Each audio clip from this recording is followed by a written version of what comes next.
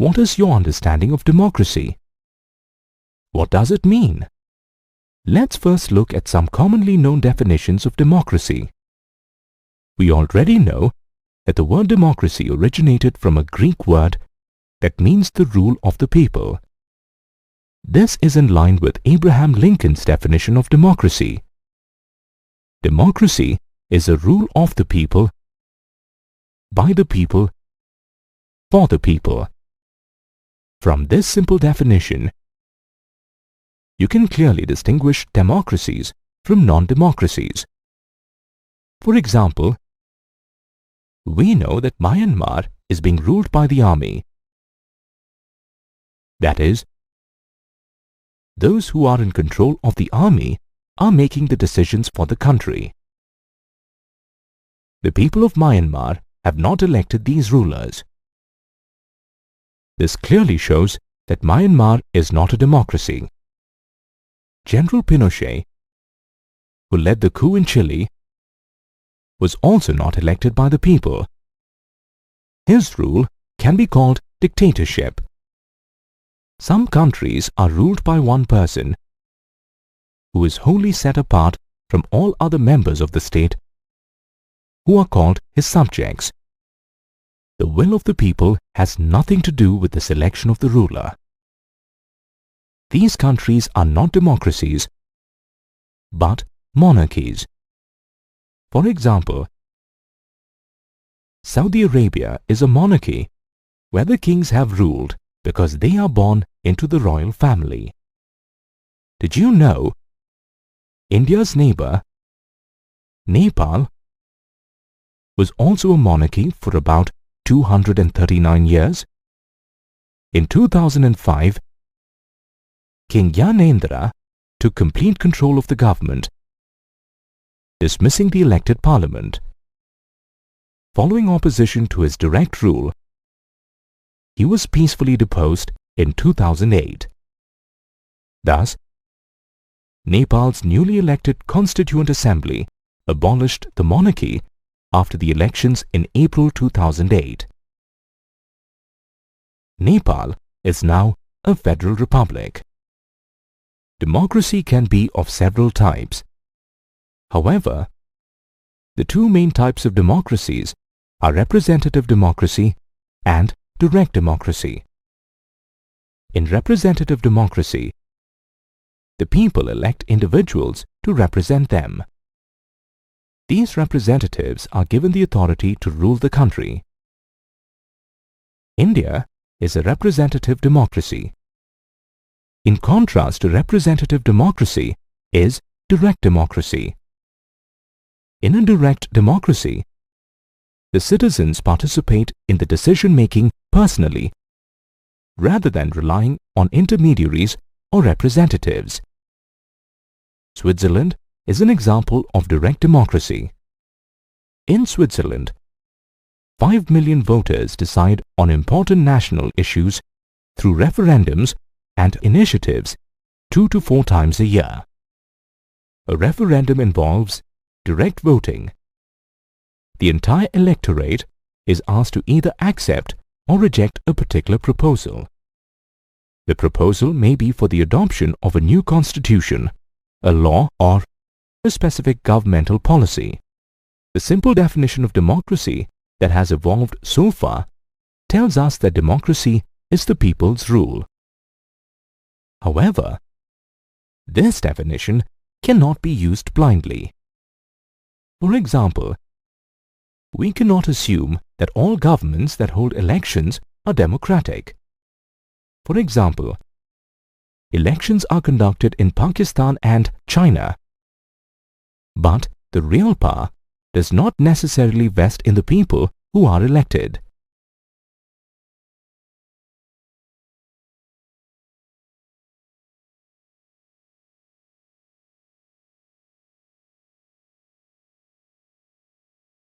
In the next module, we will explore the definition of democracy further and arrive at an understanding of the features of a true democracy through some case studies. In the previous chapter, we discussed a simple definition of democracy. Democracy is a form of government in which the rulers are elected by the people.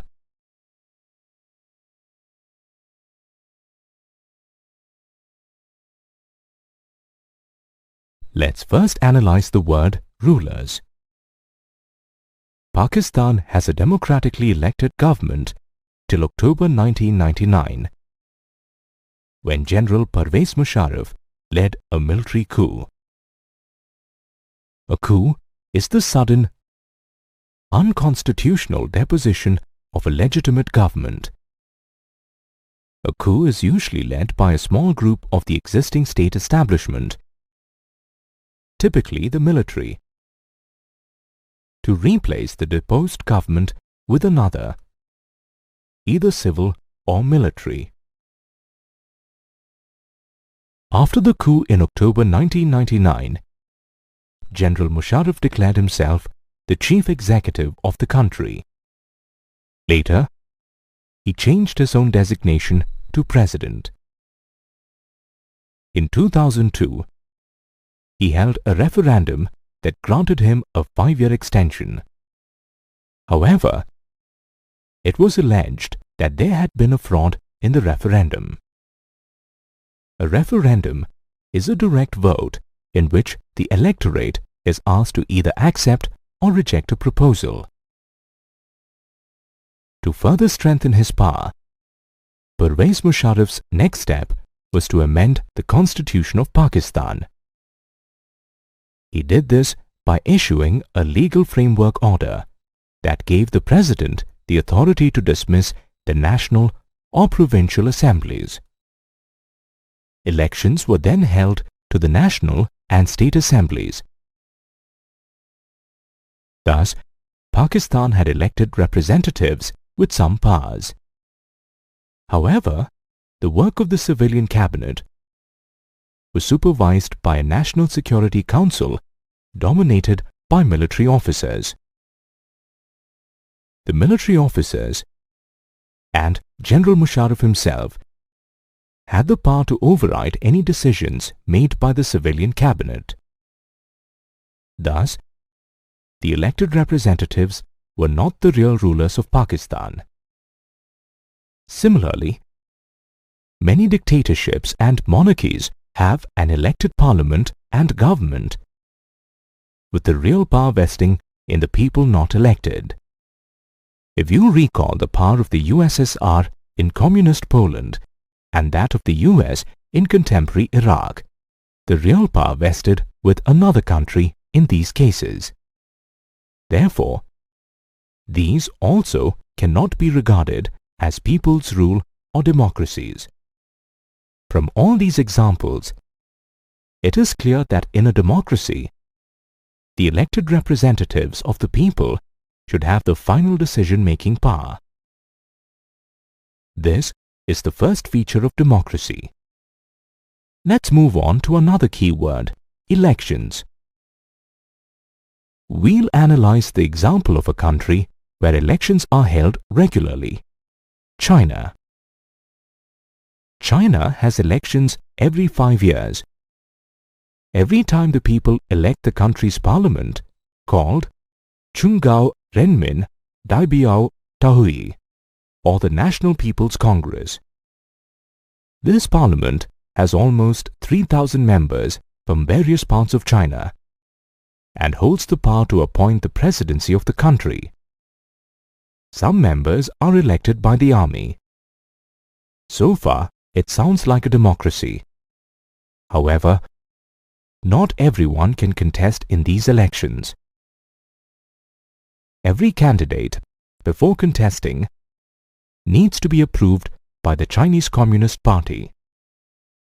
In 2002-2003, to contest elections, the candidates needed to be members of the Chinese Communist Party or one of the 8 smaller allied parties. Result: the Communist Party forms the government every time.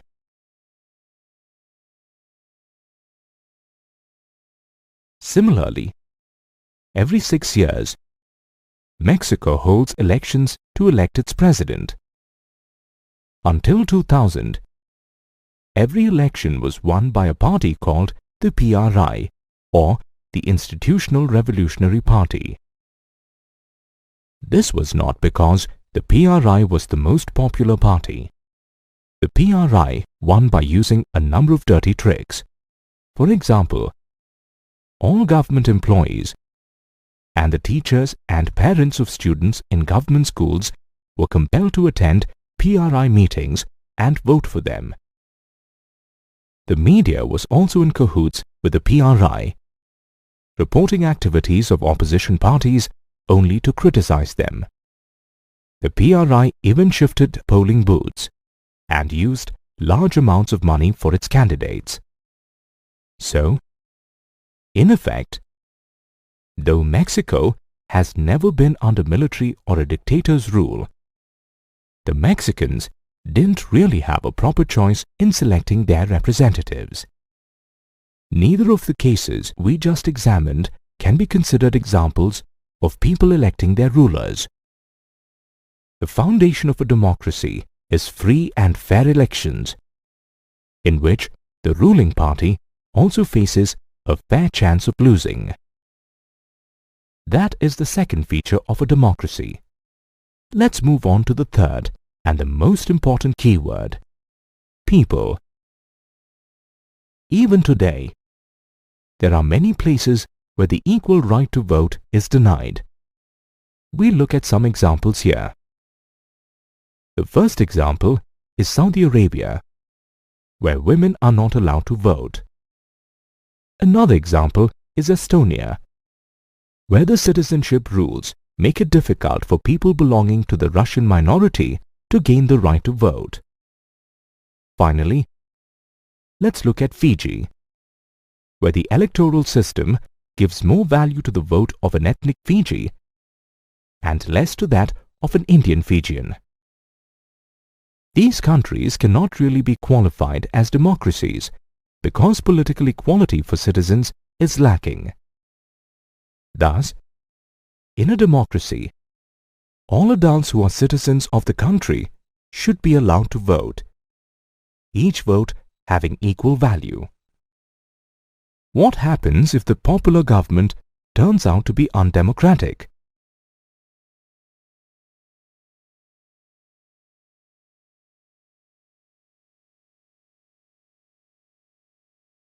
It is possible for popular leaders to be autocratic as well, as has been seen in a number of case studies.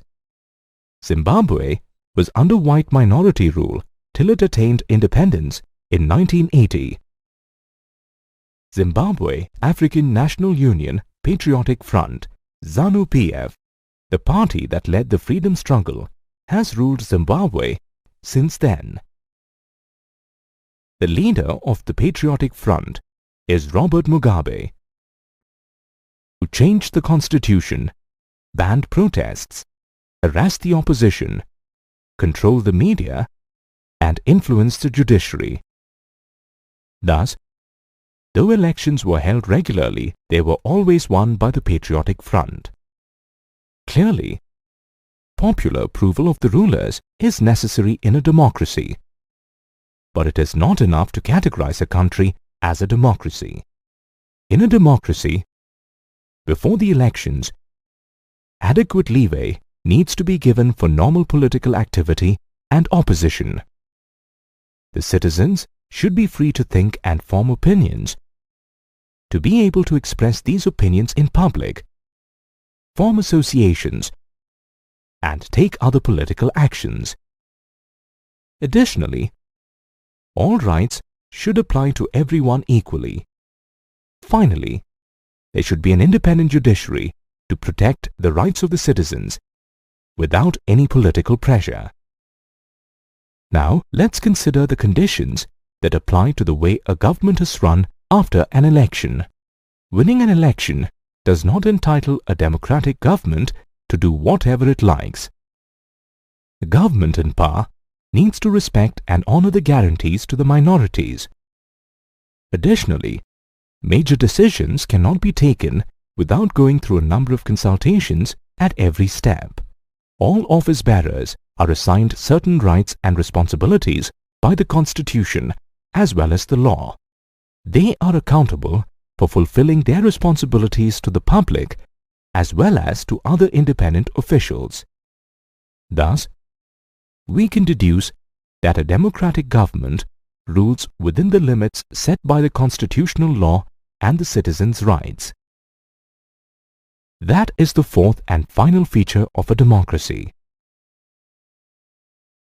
We all need to introspect, weigh the pros and cons of democracy, and arrive at our own personal views on the subject. Let's start with a review of the main arguments typically presented against democracy. Democracy can lead to instability as the leaders keep changing in a democratic government. Quick action is not possible in democracy because many people need to be consulted before making any kind of decision. Politicians are not too concerned about morality in a democracy because this form of government is all about political competition and power play. In fact, electoral competition provides a lot of scope for corruption.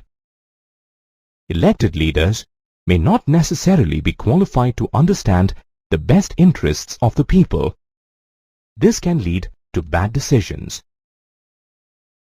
Finally, it can be said that ordinary people are not qualified to select a good leader, and so should not be given that power.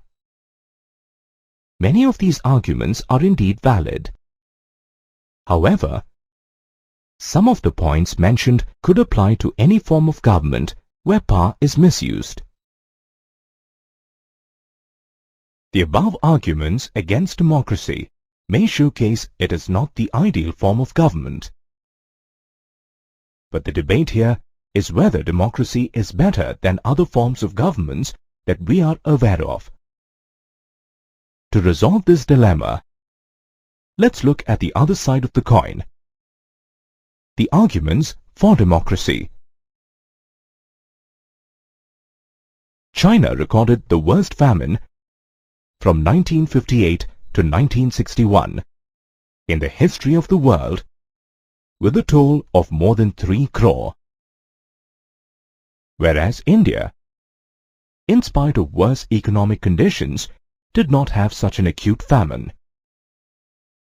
Economists think it was because the government's policies in India were different.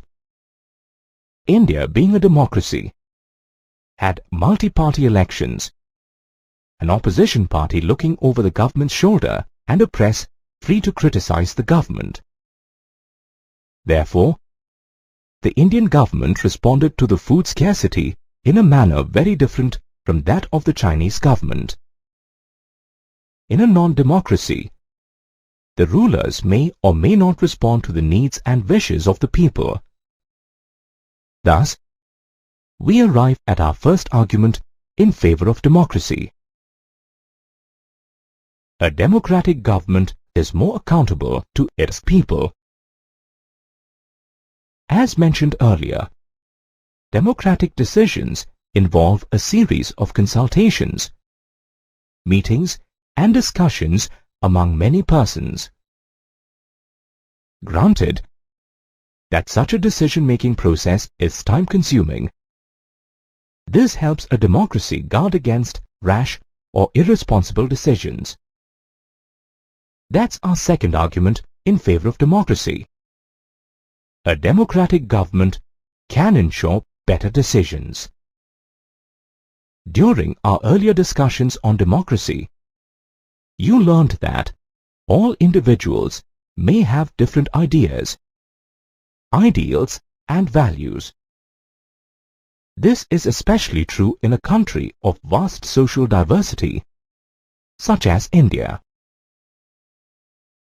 However, in a democracy, no one can be regarded as a winner or loser permanently. Therefore, democracy enables people to deal with differences and conflicts in a peaceful manner. This was the sum of the arguments about the effects of democracy on the quality of government and social life. However, the more important aspect of democracy is the effect of democracy on citizens in enforcing political equality. Democracy enhances the dignity of citizens. It accords the same status to all people regardless of wealth or education. Rather than being subservient to a ruler, the citizens rule themselves through elected representatives. When they make mistakes, they assume responsibility for their own mistakes as well. Thus, democracy is better than other forms of government because it allows us to correct our own mistakes. No form of government can guarantee perfection. However, democracy as a form of government allows for relatively more transparency, public discussion, and correction of mistakes. Ours is a representative democracy. People rule through their elected representatives. The limited understanding of representative democracy is, firstly, it is not physically possible for all of them to sit together and make collective decisions. Secondly, all citizens may not have the time, skill, or inclination to take part in the decision-making process. It also limits us to democracy in a government. For an understanding of the operations of a democracy beyond government functions, we need to look at the broader meaning of democracy. For example, families and schools can be democratic as well. In a democratic family, the opinion of each family member is given equal importance in making a decision. Similarly, there is scope for democracy in schools as well. Students like teachers who encourage them to be curious learners. A decision is democratic if it is made after consultation of everyone likely to be affected by it. For example, in relatively small communities, like a Gram Sabha, all the members can sit together and make decisions directly. The features of democracy that we discussed in earlier modules provided a basic foundation for our understanding of democracy, and also what an ideal democracy should be like.